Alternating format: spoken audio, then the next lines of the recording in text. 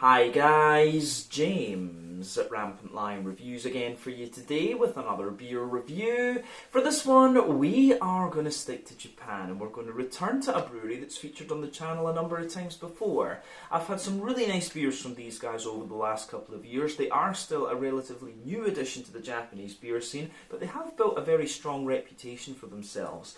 If people were to ask me about this brewery, I would say that they are best known for their New England hazy, whatever you want to call them, IPAs, but we have tried a couple of different styles from this brewery and they've always been pretty damn solid. So this is one of the Japanese breweries I would really recommend that you check out should you get the chance. But the beer we're going to have a look at today is one of their latest releases. It is supposed to be very nice and it's also a style that I know this brewery can do very, very well. So needless to say, I'm very curious to see what this one is going to have in store for us. Hopefully it's another good beer, hopefully it makes for an interesting review, and as always I hope that you guys watching enjoy my take on this one as well. So yeah, for this review then, we are going to head to a little place called Hokuto City, which is in Yamanashi Prefecture out to the west of Tokyo, and that means that we're going to have a look at another beer from Uchu Brewing. Now this particular beer is called Land. It comes in at 8% ABV, and this is another New England hazy, whatever you want to call it, IPA, or a New England hazy Imperial Double IPA, I guess we could say. From what I understand, this is a completely new recipe. They've never released any other versions of Land, because the reason I say that is because one thing you'll find with Uchu Brewing is that quite often they will re-release beers that they've done before and change one of the hops or tweak the recipe a little bit, but Land, from what I understand, is a completely new recipe as of April 2023 when we're filming this review for you. But once again, this beer was bought at liquor shop Asahiya in Taishibashi Yamanashi here in Osaka, a lovely little beer shop run by Koji and his daughter Rika. It was Koji's grandfather's soy sauce factory once upon a time. But they've got a great selection of Japanese beers, among other things, some good European stuff and some very nice American, Canadian, Australian things as well, so definitely check them out. I'll put the link to their Facebook page in the video description below, as I often do with these Japanese beer reviews. They supply most of the stuff that I review from Japan here on the channel. But yeah, definitely looking forward to reviewing another Uchu beer for you here, and hopefully this is as good as the ones we've had before. Let's crack on though and see what this beer has in store for us. So, as always with my reviews, I'll tell you a little bit about the brewery before we taste the beer. If you want to get straight to the tasting though, just fast forward. All the usual links can be found in the video description below. That's the brewery website, the link to my other reviews that I've done from Uchu Brewing before, and we will no doubt add more to that list in the near future. But there's all the usual social media down there. If you want to see more reviews, do please consider subscribing to the channel. The support you give is massively appreciated, and remember, you can go into the channel homepage and search for beer using the geography tagging system. Just go into the homepage, use the little search bar, put your hometown, state, county, province, prefecture in there. If I've reviewed beers from the area that you search for, they will pop up. Failing that though, you can check out the playlist of beers from different countries. You'll find this one in the Japanese playlist along with a number of other things, and you can check out the playlist of beers from other countries as well. But yeah, let's go on to my brewery notes then, and I'll tell you a little bit about Uchu Brewing once again. So, Uchu Brewing, as I've told you before, were founded back in 2017 by Masahiro Kusunose and Rumiko Suzuki. So they both came from a background in agriculture. They were farmers basically, and they first encountered craft beer on the US West Coast, and they found that they loved the different personalities that each brewery had, and they wanted to bring this with them back to Japan. So Masahiro is the main brewer, and Rumiko mainly does the marketing and business side of things, but does also take part in the brewing and farming. So they started their farming activities on this site back in 2009 under the name Space Farmers. They were growing rice and vegetables without pesticides, so basically an organic farm from what I understand. But in 2016 they planted some hops, and they now have their own hop fields right next to the brewery, and they often hand pick some of the hops that go into their beers. But today they run miso making and rice paddy workshops as well, so maybe something that I need to go and have a little look at once I improve my Japanese level a little bit. It could be really interesting to go and meet these guys, but I'm guessing if they've lived in the US they probably speak English to a good level. I'll need to look into that. I definitely want to go and visit this brewery though. But they've now built their own brewery in Hokuto in Yamanashi Prefecture, which, like I said, is out to the west of Tokyo, almost directly north of Shizuoka, which is a really nice little beer place these days, I have to point out. But they've got a substantial amount of the funding for this brewery. Came from crowdfunding, and much of the construction was actually DIY.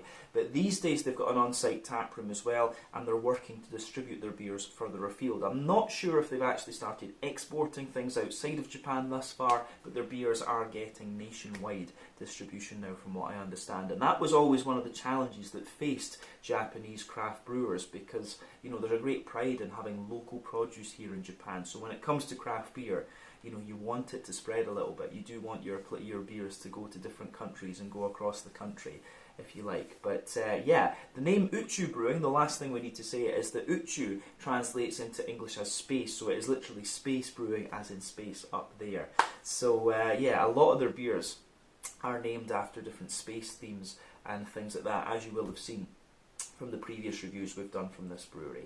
But yeah, that is everything I can really tell you about Uchu Brewing for the moment. If you want to learn a little bit more about these guys, you can check out the brewery website, you can follow them on Facebook and Instagram to keep up to date with all the latest goings on, and you can of course check out the Rate Beer, Untappd and Beer Advocate pages to learn a wee bit more about all the different beers that these guys have done.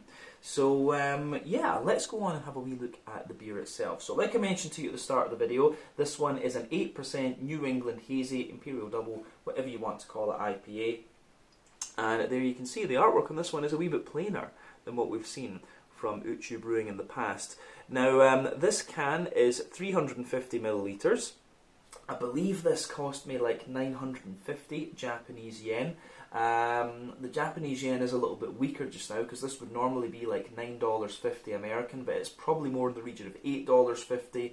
So that's going to be about, maybe €8, 80 Swedish kroner, or somewhere in the region of like £7 sterling, maybe something along those lines. To be honest with you, it will be roughly about that kind of price. But craft beer, as I always say, is a little bit more expensive in Japan because they don't produce so much barley, and they also have to import the hops as well. So craft beer, will be a little bit more expensive for you in Japan. But plain silver top on the can there, 350 millilitres as I mentioned. You have an idea of the price. This one is also hopped with Incognito Citra, and then it has regular Citra, Nelson Sauvin and Galaxy. These are hops that we have encountered before. Citra from the US, 14% alpha acid, usually gives you a big kind of juicy, smooth mango note in a New England IPA. It also has quite a bit of lemon limey character in my experience too. Nelson Sauvin, 16% alpha acid, New Zealand. Lovely kind of gooseberry, white, green, grapey qualities you'll get from that. And then Galaxy, an Australian hop, about 14% alpha acid normally. Quite strong passion fruit in my experience. A little bit of grapefruit as well. But you've got mangoes and pineapples and stuff like that from it as well. So yeah, nice hop bill in this one. Kind of classic if you like. But yeah, this is the Land 8% ABV New England Hazy Imperial Double, whatever you want to call it, IPA from Uchu Brewing. Let's get this guy out into the glass and see what it's all about. Yeah, I think Uchu Brewing, it's maybe fair to say as well that these guys were the first brewery in Japan to really specialise in the New England Hazy IPA. Of course, these days you do have West Coast Brewing as well, and when it comes to IPAs, Uchu Brewing and West Coast Brewing in Japan are probably the two best breweries when it comes to these styles. So yeah, but anyway, this one looks very nice, I have to say. You can see before the head disappears, we'll see that this one is poured with about 2/3 of a finger of quite a bumpy, but I would say perfect white head on this one. You can see it's kind of like soapy. It's got some nice kind of soapy bubbles and things like that in this one. But yeah, it does look very, very nice, I have to say. And yeah, the way that this one goes, it looks very good. So for me, this is one of the lighter coloured New England IPAs I've come across over the last little while. This one for me is it looks almost like a pineapple peach juice type colour. So remember, the colour of your beer depends on a few things. One, the type of malts that you use. This goes a long way to determining your EBC rating. Two, length of your wort boil is also going to play a role, because the longer you boil the wort, the more the sugars caramelise, and thus you get a darker colour of beer. But any barrel aging you do or any adjuncts that you put in will affect that as well. But when it comes to New England IPAs like this, you don't often have to care about those latter two variables. But yeah, the level of haze in this one if we put it up to the light, is pretty impressive. You know, for 8% ABV, you do expect it to be a little bit more kind of opaque and things, but the level of opacity in these beers depends on the oak content, the wheat content, and to a degree the yeast that you use as well. But yeah, that can vary from brewery to brewery and even recipe to recipe, to be honest with you. So yeah, as I say, this beer looks pretty much as you would expect from a New England double IPA. Not too much in the way of visible carbonation, 1 or 2 bubbles sticking toward the side of the glass, and a few little ones just going up toward the bottom of the head there. But overall, it does look pretty nice, I have to say. So yeah, let's take a wee look at the aroma of this one. I don't think we need to say any more about the appearance of the beer. So let's do this. Oh yeah, I have to say that does smell pretty nice. And as I say, I know that we can expect a solid New England from these guys. But yeah, first impression is that this one comes across as like a very smooth and just juicy and kind of creamy New England, to be honest with you. As I've said on the channel many a time, for me with this particular beer category, there are 6 different elements you should look at. So there's the yeasty kind of farmhousey character and the rye leaning grainy side of things. Those are a bit more prominent in American brewed New England IPAs in my opinion. But then you've also got wheaty bitiness, oaty creaminess, barley malt bread, and then the kind of sweeter side of things too. And those are a bit more common in European New England IPAs in my experience. So yeah, for me this one actually comes across as being very oaty and creamy and smooth, to be honest with you. That's just the first impression from the aroma.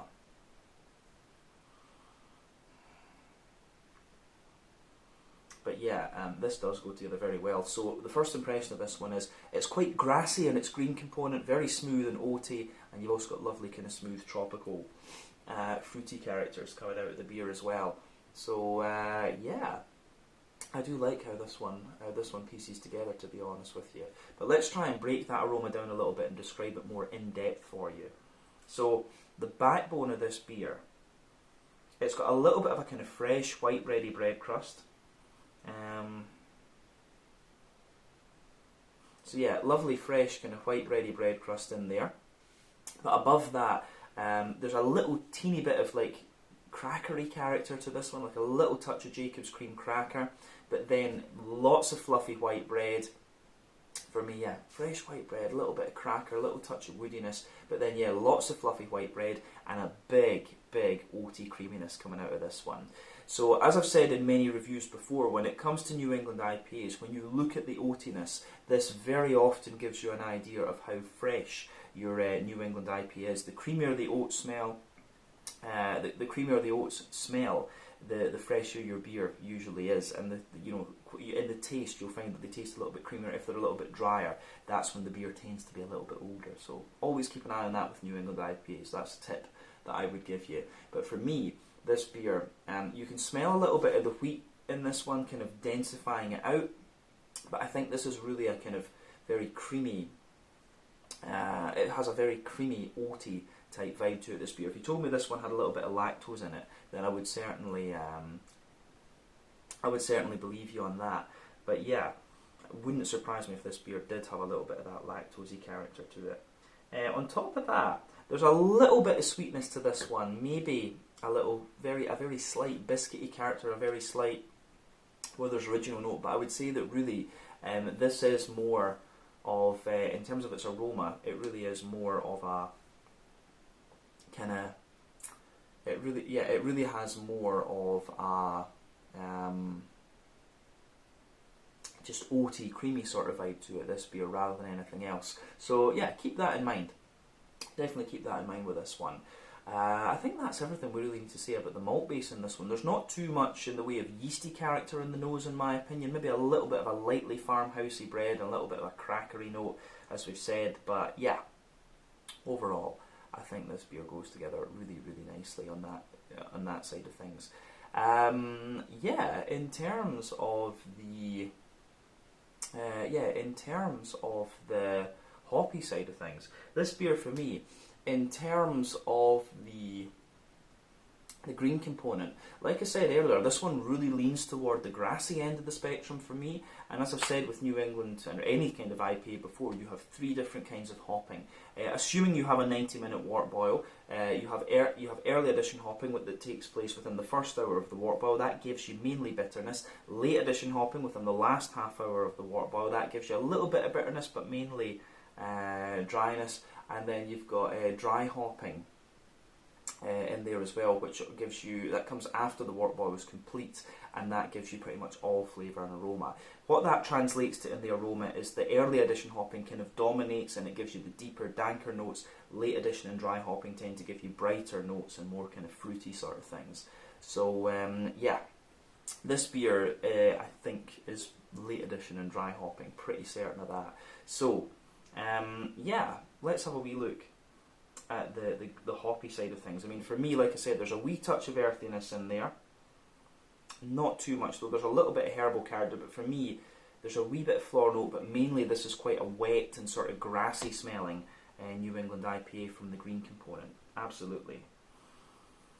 But yeah, other than that, I don't think there's too much to report in terms of the green component with this beer. Yeah, I think that's fair. It's mainly a kind of wet, grassy sort of note you're getting out of this one. On the fruity side of things, though, it's kind of what you'd expect when you consider what hops are in this one, although I would say the hoppy side of this beer is quite... it's actually... The fruity side of this beer is actually quite soft and not quite as pungent as I would have expected. Like, I don't get... When Galaxy and Citra are involved, you do expect a little bit more of a pungent grapefruit out of them, but you're not really getting that in the aroma. We might get it in the flavour right enough, but I'm actually getting a very... there's a little bit of passion fruit in there, but it's quite a juicy passion fruit. Lots of juicy mango as well, for sure. But then you also have... beyond that, you also have... you also have some really nice kind of apricot-y and papaya-like notes, like those really, really soft tropical notes. A wee bit of pineapple there as well. The apricot and papaya can come from both the Galaxy and the Citra in my experience, but I think the pineapple is more likely to come from the Galaxy. But then you start to get that that sort of white-green grapey quality from the Nelson Sauvignon. So yeah, absolutely. A lot of things going on in this one. I really like how it pieces together from that in that perspective, actually. So yeah, big thumbs up from me in terms of the big thumbs up from me in terms of the fruity qualities coming out of this beer. So yeah, I really do like how this goes together. Yeah. I do, the more that I smell this one, I will point out as well, I get a little bit more wheat and a little bit more floral character out of the further in we go. But as I always say, take a bit of time to enjoy the aroma of the beer before you get stuck in, but now is the time to try this one. So yeah, this is the Land, an 8% New England Hazy, Imperial Double, whatever you want to call it, IPA, from the wonderful Uchu Brewing in Hokuto in Yamanashi Prefecture here in Japan. Let's get stuck into this one. Slanja, skål, cheers.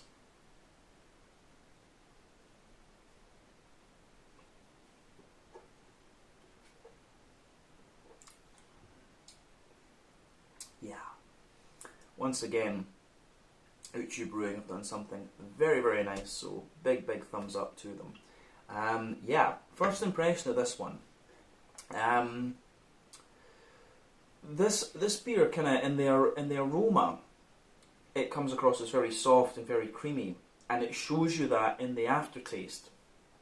But in the beginning, it has a wee bit more impact. It's got a little bit more wheat to it. It's got a little bit more kind of floral punch to it. So yeah, this beer does deviate a little bit from what you would expect from the aroma, but there's nothing wrong with that, of course. And based on previous experience with Uchu Brewing, their beers do have a little bit more kind of floral and wheaty character than the aroma would have you believe. We've had West Coast IPAs from these guys before. I'm sure we had a black IPA at one stage, and we have had an Imperial Stout too. But of course, it's the New England Hazies that these guys are kind of focusing on. But yeah, they are very, very solid in this style in my experience, and this is a very nicely done beer.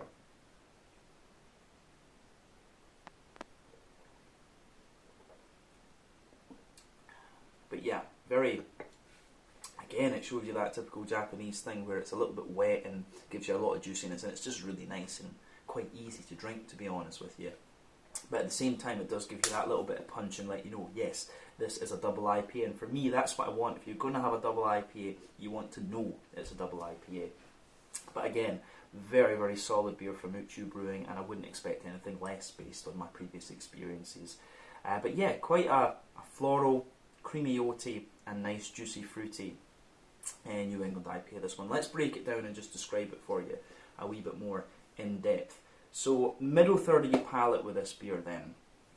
The backbone of the beer, you've got that lovely little bit of fresh white bready bread crust sitting there. Further forward on that middle third of the palate, there's a wee bit of a more kind of woody character coming out of it. So yeah, I do like how that goes together. Yeah, the kind of woody character that comes out of this one's quite nice. I do get more and more woodiness out of this beer the further into the aftertastes that I go, right enough. So yeah, a little bit of fresh white bready bread crust in there, a little bit of Jacob's cream cracker on top of that, as I said, and a good little bit of woodiness further forward on that middle third of the palate. Then you've got the nice kind of airy, fluffy white bread coming out of this one. Yeah, I think that goes together really quite well. So yeah, lots of fluffy white bread in there. Then you can feel above that layer, you start to get the wheaty side of things, and the wheat, of course, is white bready, but it's that little bit more dense and kind of smooth.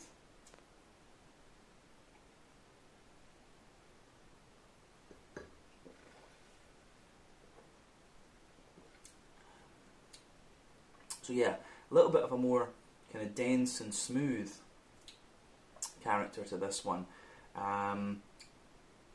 But yeah, the way that goes together is really nice. So yeah, you get that smooth kind of wheaty character out of this one. The wheaty note in this one, I would say, isn't so bitey. It is really more smooth rather than anything else. But then above that, you've got a kind of oaty, sort of creamy layer coming out of this one. Too. So the oaty creamy notes in this beer, it's like a circle, this one. It goes like down the middle line of your palate, above the wheat. You can feel that really, really creamy oaty note, and as you go further out toward the edges of the palate there, you do get a little bit more dryness out of the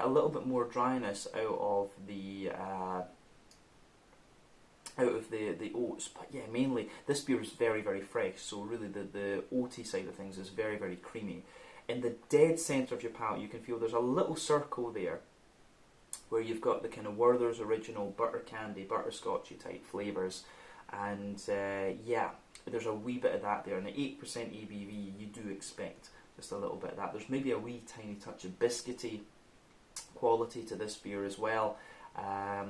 So yeah, you can feel that as you push out toward the extremities of that middle third of your palate. But really, this is a more kind of oaty, creamy type New England IPA. But you get a wee bit more wheat out of it the further into the aftertaste you go. I think we've covered the middle third of the palate as much as we need to with this one, though.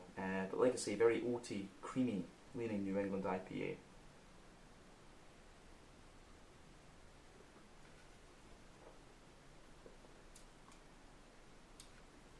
So, yeah, the way that goes together in this one is really very nice. On the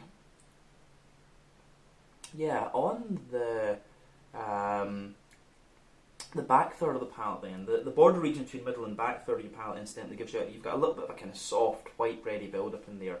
But then, yeah, the base of that back third of the palate, there's a wee touch of there is a little touch of a kind of bread crusty sort of thing in there. And as I've always said, on the back third of the palate, you get the more dry and bitter kind of flavours in there. So a little bit of bread crusty dryness, wee bit of cracker above that. Then you start to get that soft white bready. Note out of this one.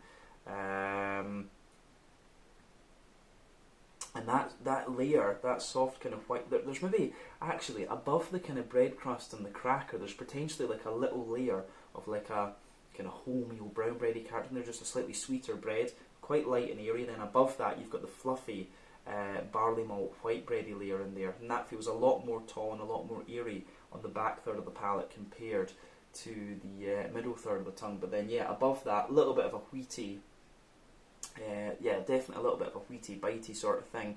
And yeah, the wheat has that little bit of just zip to it on the back third of the palate. Then above everything else, you have the above everything else on that, you have the sort of farmhousey, yeasty notes. So above that, you have this really light, airy, kind of crackery and woody sort of farmhousey bread. But definitely the back third of the palate, you can feel the flavour is taller. Then as you come further forward into the middle third of your tongue, it just condenses down and squashes together that little bit more. But yeah, the malty and yeasty side of this beer is quite similar to what we've had from Uchu before. Quite often their New England IPAs are quite creamy and smooth, but then you get a bit more wheaty bitiness out of them the further into the aftertaste you go. Let's focus on the green component for a minute then before we do the fruity side of things.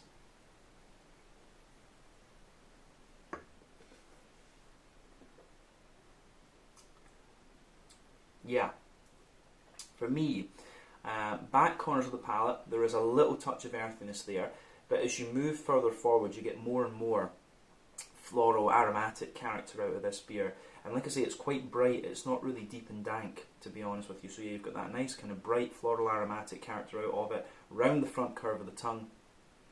You've got a wee bit of a lighter, sort of grassy thing to this one, and in the aroma it really was leaning toward that grassy end of the spectrum, this beer, but it's got a lot more floral character to it in the actual flavour, I would say. But yeah, it's very bright from that perspective, I would say. I do like how that pieces together in this one. So yeah, the way this goes together, I think, is really nice. On the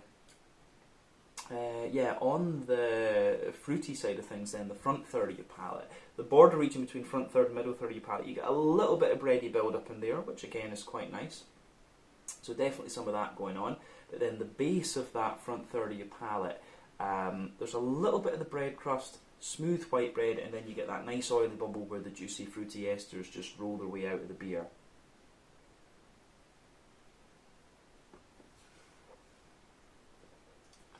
And I would say, I was talking about this in the aroma, that normally you would get a wee bit of pungent grapefruit from both Citra and Galaxy.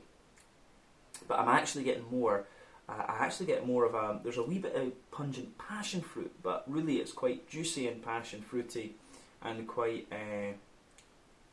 mango. It's quite pungent and passion fruity and quite mango-like in that sense. So a lot of passion fruit, a lot of mango.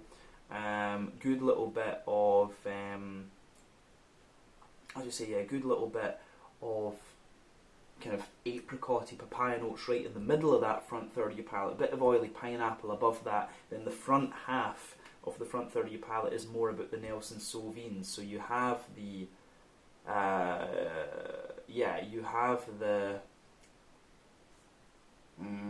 the sort of white, green, grapey, gooseberry type flavours, and they come out a wee bit more into the aftertaste. You get a little bit more oily, white, green, grapey, gooseberry type notes out of this beer the further into the aftertaste you go, but the focus really is more on the stronger, the slightly more pungent passion fruit, the juicy mango, and then the papaya, apricot-y pineapple sort of things. So yeah, the way this beer goes together, I think, is very, very nice. It gets a big thumbs up from me. So yeah, I really like how this beer goes together. I really like the way that everything just pieces together in this one. So it gets a big thumbs up from me. Yeah, I think we can leave it at that for this one in terms of the tasting. We can round off with a wee look at the mouthfeel.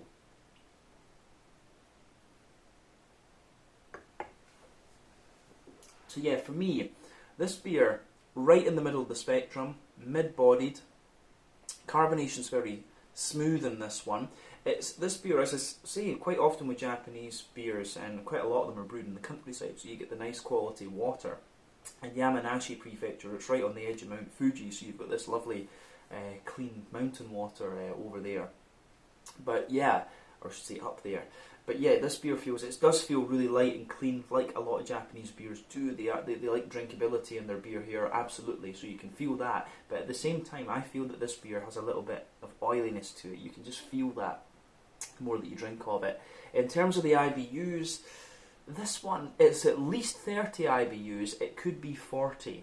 I'm not 100% sure. IBU count is always my weakest point of beer reviewing, but I want to say this one is potentially leaning a bit more toward the 40 IBU kind of point. The middle, as I say, the malty side in this beer, you've got a little bit of dryness in there, but mainly a smoothness and a kind of creamy character, a little tiny bit of sweetness, but not too much. The fruity side of things really leans toward that more tropical note, but you get more of the oily gooseberry, white green grapes the further into the aftertaste you go. But regardless, it's a lovely, lovely beer, this one. And I do like how everything goes together in it, so it gets a big thumbs up from me. Yeah, lovely mouthfeel on this one. Quite creamy, as I say, but just a little touch of oily character, and it still has that nice Japanese drinkability to it. But yeah, I think we can leave it at that for this one. This was the Land, an 8% New England Hazy Imperial Double, whatever you want to call it, IPA, from Uchu Brewing in Hokuto City, Yamanashi Prefecture, out to the west of Tokyo here in Japan. A brewery that you really need to check out if you're interested in Japanese craft beer and you like New England Hazy IPAs. So yeah, once again, thank you for watching my beer reviews. Until the next time, please like, subscribe, share, all the usual YouTube stuff. Let me know your own thoughts on this beer in the comments section below. Let me know what your favourite beers are from Uchu Brewing as well, and we will no doubt return to these guys once again at some point in the very near future. But until then, slàinte, skål, cheers, and I'll see you guys in the next review.